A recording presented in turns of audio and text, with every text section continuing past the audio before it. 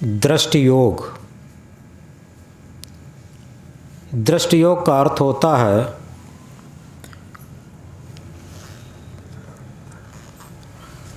हमारी दृष्टि बहिर्मुखी रही है, उसे अंतर्मुखी बनाने के लिए दृष्टि योग का सहारा लिया जाता, जिसे कहते हैं अंतर्दृष्टि, अंतर्मुखी दृष्टि। एक दिन हमने कहा था, मन मुरीद संसार है, गुर मुरीद कोई साध, जो माने गुरबचन को ताका मता अगाध। यथार्थ में मन की बात बड़ी मीठी लगती, क्योंकि वो प्रेम मार्ग है, सांसारिक मार्ग है, वासनाओं का मार्ग है। और आत्मा की बात कड़वी लगती, क्योंकि वो श्रेय मार्ग है, साधना का मार्ग है, ऊर्ध्वगामी मार्ग है। और कहना चाहिए सांसारिक रस से नीरस। दो रस होते हैं, काम रस और राम रस। काम रस ये मन का रस है, संसार का है, और राम रस ये आत्मा का रस है। अब समझना ये है कि काम रस को ही प्रेम मार्ग कहते और राम रस को श्रेय मार्ग कहते। हम राम रस की तरफ कितने हैं, काम रस की तरफ कितने हैं, अपनी मन की कामनाओं की तरफ कितने हैं, और आत्मा आत्म राम जो घट घट रमैया राम है उसकी तरफ कितने हैं। इस स्थिति को समझना है। तो इसके लिए सबसे पहले दृष्टि योग का सहारा लिया। हमारी दृष्टि जो बाहर भटक रही थी, अभी कुछ देर पहले एक बात कही थी, इससे पहले के सत्र में, झांक रहे सब इधर उधर, झांक रहे सब इधर उधर, अपने अंदर झांके कौन। दुनिया सुधरे सब चिल्लाते, निज को आज सुधारे कौन। पर उपदेश कुशल बहुतेरे, निज पर आज धारे कौन। निज आचरण सुधारे कौन। हम सुधरेंगे जग सुधरेगा, इतनी सी बात विचारे कौन। तो बहिर्मुखी झांकना ये आदत में रहा, मन की आदत में रहा।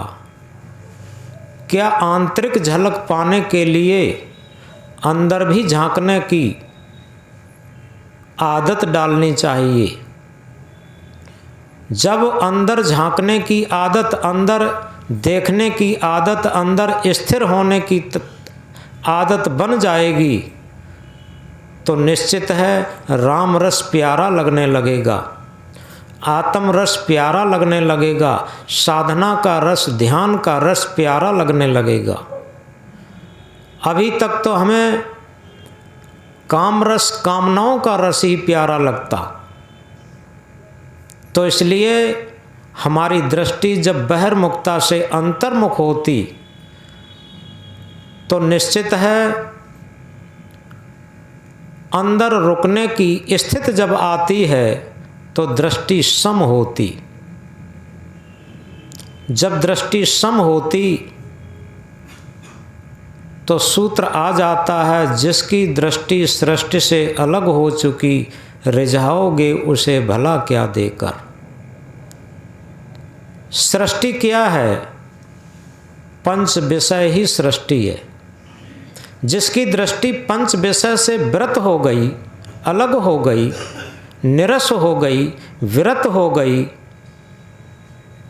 उसके लिए रिझाने के लिए दुनिया में कोई चीज़ नहीं रही, क्योंकि उसका रिझाना अंदर से हो गया। वो राम रस का प्यासा हो जाएगा, राम रस की तरफ उसकी प्रियता हो जाएगी, राम रस उसे प्यारा लगेगा। इसके बाद सुर योग, हमारी श्वास आ रही है, श्वास जा रही है, लेकिन श्वास में श्रेय मार्ग और प्रेय मार्ग दोनों हैं, जिसे सुर योग कहते हैं। वो श्वास की आत्मलीनता है, और जो प्रेय मार्ग है उसमें श्वास में काम मिश्रित है, क्रोध मिश्रित है, लोभ मिश्रित है, मोह मिश्रित है, अहंकार मिश्रित है। जिस श्वास में काम, क्रोध, लोभ, मोह, अहंकार और भय मिश्रित है, स्वार्थ मिश्रित है, निश्चित है वो प्रेय मार्ग की श्वास होगी, भोग की तरफ की श्वास होगी। और जिस श्वास का स्पंदन अकाम से शुरू हो, अक्रोध से शुरू हो, निर्लोभ से शुरू हो, निर्मोहता से शुरू हो, निरंकार से शुरू हो, निर्भयता से शुरू हो और निस्वार्थ भावना से शुरू हो, ऐसी श्वास श्रेय मार्ग, योग मार्ग की तरफ चलती है। इसे कहते हैं सुर योग। अब हमारी श्वास किस तरफ बह रही है, उसमें किसका स्पंदन हो रहा है, काम रस का या राम रस का। इस तरीके से जब हमारी श्वास राम रस में लीन होकर के चलेगी, राम रस में प्रियता लेकर के चलेगी, तो सारे सद्गुणों की संपत्ति की सुगंधी अंदर से प्रवाहित होने लगेगी अपने आप, बाहर से कोई औपचारिकता नहीं करनी पड़ेगी। तो इस प्रकार सुर योग के द्वारा आती जाती श्वास को देखते देखते ये चौथा सूत्र चल रहा था, जिसमें हमारी श्वास कभी कभी पता नहीं लगता कि श्वास चल रही कि नहीं चल रही, और संकल्प विकल्प विलीन हो जाते हैं, और उसी के साथ ध्यान का भी ध्यान नहीं रहता है। कुछ क्षण के लिए ऐसी स्थिति आ जाती है। अब हम पांचवें सूत्र में जब प्रवेश करते हैं तो पांचवें सूत्र के सबसे बड़े 3 दरवाजे होते हैं, श्रद्धा, पुरुषार्थ और जागरूकता। श्रद्धा बहुत ऊंची होती है। एक ध्यान चक्र बनाया है, उस ध्यान चक्र में आपने देखा होगा 3 चीज़ें हमारे पास हैं, तन, मन और हृदय। जब तन सेवा में लीन होगा, आप देखेंगे कभी सेवा करके, और सेवा में एक फर्क होता है, जिसे हम अपना मानते, जिससे मोह करते हैं, उसकी सेवा सेवा नहीं होती। जिसे हम अपना नहीं मानते उसकी सेवा कर दें, या जिसकी सेवा कर रहे हैं उसे अपनापन हटा लें, तो हमारी सेवा निष्काम हो जाएगी, निस्वार्थ हो जाएगी। ये सेवा का सूत्र होता है। अपने अपने की सेवा तो पशु पक्षी भी करते हैं। अगर मानव भी अपने अपने की तरफ, वो कहते हैं अंधा बाटे रेवड़ी अपने अपने को दे, तो अंधा इसीलिए कहा, जो स्वार्थ में अंधा है और जो निस्वार्थ में जीता है उसका सेवा भाव होता है। हो सकता है उसका उल्टा नियम, जिसे वो अपना मानता है उसे कम देख रेख करे, और जिसे अपना नहीं मानता है उसकी ज़्यादा देख रेख करे, ऐसा भी हो जाता। ये निस्वार्थ भावना में दम होती। तो इस तरीके से जब तन में सेवा भाव जागृत हो जाता तो मन में त्याग अपने आप प्रस्फुटित होता। त्याग थोपा नहीं जाता, त्याग मन से प्रस्फुटित होता। और जब मन में त्याग भाव जागृत हो जाता तो हृदय से प्रेम, हृदय हमारा प्रेम से आप्लावित होता और हृदय से प्रेम प्रस्फुटित होने लगता। मन का प्रेम प्रेम नहीं होता, मन का प्रेम मोह होता, आसक्ति होती, ममता होती।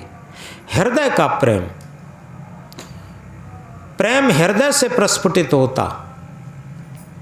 और जब हृदय से प्रेम प्रस्फुटित होता तभी हमारे मन में श्रद्धा जग जाती, सच्ची श्रद्धा। सत्य को धारण करने की शक्ति का नाम ही श्रद्धा है। जितना हमारे अंदर सत्य को धारण किया है उतनी ही हमारे अंदर श्रद्धा है, और जितनी असत्य को धारण किया है उतनी ही अश्रद्धा है। ये सूत्र की बात है। श्रद्धा ये नहीं है मीठी चिकनी चुपड़ी बातें कर लेना, ये श्रद्धा हो गई। श्रद्धा का मतलब है अपने अंदर से सत्य को धारण करके जो प्रस्फुटित स्थिति आती है वो सच्ची श्रद्धा में बदल जाती। और सच्ची श्रद्धा जब जग जाती है तब क्या जगता है? पुरुषार्थ। पुरुषार्थ किसे कहते हैं? शरीर रूपी पुर में शयन करने वाली आत्मा का बोध जागृत होने लगता, इसे पुरुषार्थ कहते हैं। भौतिक क्षेत्र में पुरुषार्थ कहते हैं शरीर की मेहनत को, आध्यात्म क्षेत्र में पुरुषार्थ कहते हैं आत्म बोध को, जो अक्रिया के साम्राज्य में उतरती है। जहाँ पूर्ण अक्रिया का साम्राज्य होता है वहाँ पुरुषार्थ जगता है। शरीर रूपी पुर में शयन करने वाली आत्मा का बोध जागृत होने लगना, ये सच्चा पुरुषार्थ है। और जब ऐसा पुरुषार्थ जग जाता है तो तीसरा दरवाज़ा आता है जिसे कहते हैं पूर्ण जागरूकता। पूर्ण जागरूकता में समता का साम्राज्य आता। समता का साम्राज्य होता है जहाँ आत्मा के तल पर, हृदय के तल पर हमारा मन पूर्णरेव तुल कर के काम करने लगा। अब मन का खिंचाव असत संसार की तरफ नहीं है, मन की प्रियता आत्मा की तरफ आ गई है। और आत्मा की आवाज़ पर मन जब काम करने लगा तो इंद्रियां, शरीर, सारा व्यवहार आत्मा के तल पर हो गया। इस आत्मा के तल पर पूर्ण व्यवहार की जागरूकता का नाम ही समता का साम्राज्य है। तो इस तरीके से ये 3 दरवाजे 5वें सूत्र के हैं और इसका विशद विवेचन अगले सत्र में बताया जाएगा, अगली सभा में बताया जाएगा। अभी हम इतना ही अभ्यास करेंगे क्योंकि अभ्यास के लिए भी समय की ज़रूरत है और अगले ध्यान सभा में पूरी बात बताई जाएगी 5वें सूत्र की। शाम तक 6 सूत्र होने हैं, कल के लिए 1 सूत्र रह जाए। तो इस तरीके से हम सहज आसन से बैठ जाएं।